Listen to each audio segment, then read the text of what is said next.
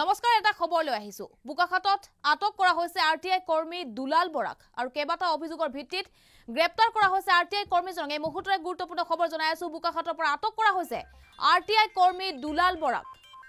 আৰু কেবাটা অভিযোগৰ ভিত্তিত ইতিমধ্যে গ্ৰেপ্তাৰ কৰা হৈছে আৰটিআই কৰ্মীগৰাকীক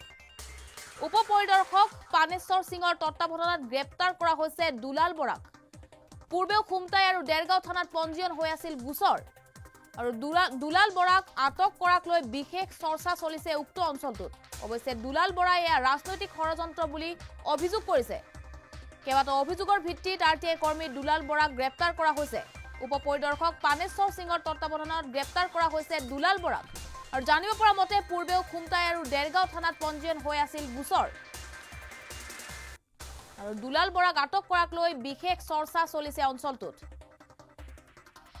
কেবাটা অভিযোগৰ ভিত্তিত গ্ৰেপ্তাৰ কৰা হৈছে কৰ্মীগৰাকীক বুকাখাটত আটক কৰা হৈছে আৰটিআই কৰ্মী দুলাল বৰাক এই মুহূৰ্তৰ হে খবৰ জনাই আছো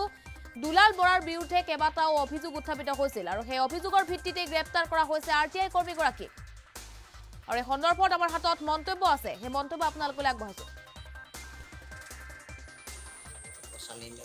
ব্যৱহাৰ কৰা হৈছে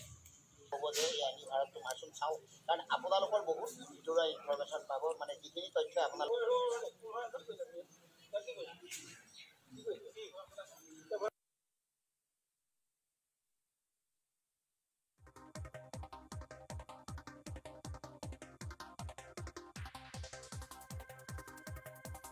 আৰটিআই কৰ্মী দুলাল বৰাক কেবাটাও অভিযোগ উত্থাপিত হৈছিল দুলাল বৰাৰ বিৰুদ্ধে আৰু সেই অভিযোগৰ ভিত্তিতে কৰ্মীজনক গ্ৰেপ্তাৰ কৰা হৈছে উপ পৰিদৰ্শক পানেশ্বৰ সিঙৰ নেতৃত্বত গ্ৰেপ্তাৰ কৰা হৈছে দুলাল বৰাক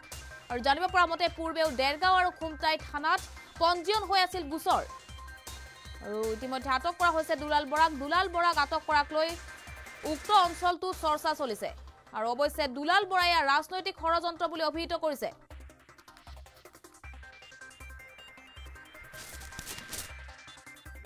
কাৰোবাৰ লগত মাৰপিট কৰিলে তেওঁৰ লগতো কৰা বুলি তেওঁ এলিগেশ্যন এটা দিছে এফআইআৰ দিছে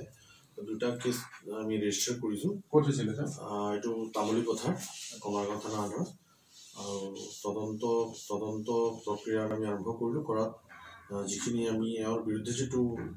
এফআইআৰ আছিলে এইটো কগনিজেবল অফেন্স হয় আৰু আমি দুটা কেছে ৰেজিষ্টাৰ কৰিছোঁ এতিয়া আমি এৰেষ্ট কৰিছোঁ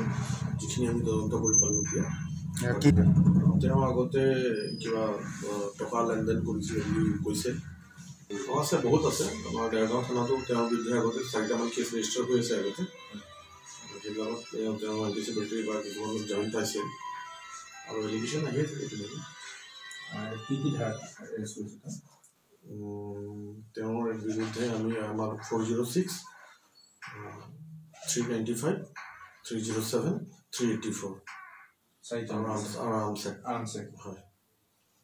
মোক এজন খগেন বৰুৱা নামৰ এজন মানুহে আমাক তামুলী পথাৰ মজদুৰ লাইনত এটা নামঘৰ আছে সেই নামঘৰত আমি ফিল্টাৰ দিবৰ কাৰণে মাতি নিছিলে আৰু মই যেনে সাধাৰণতে আমাৰ তৰফৰ পৰা ফিল্টাৰ নামঘৰবিলাকত দিছোঁ আৰু ৰাইজে যদি মানে বিশুদ্ধ খোৱা পানী অকণমান খাব পাৰে তেতিয়াহ'লে ৰাইজে অন্ততঃ মানে নিৰোগী হৈ থাকিব পাৰিব আৰু সেইদৰে দি থকা সময়তে কেইজনমান উদণ্ড যুৱক গৈছে গৈ বন্ধ কৰ বুলি মানে প্ৰথম কেমেৰা বন্ধ কৰ বুলি কৈছে আৰু তাৰপিছতে মোক চোলাত ধৰি টানি আনিছে আৰু সেই গাঁৱৰ বয়সস্থ মানুহকেইজনক তেওঁলোকে অভব্য আচৰণ কৰি গালি পাৰিছে আৰু গালি কৰাৰ পিছত মোক নামঘৰৰ পৰা উলিয়াই মানে আনিছে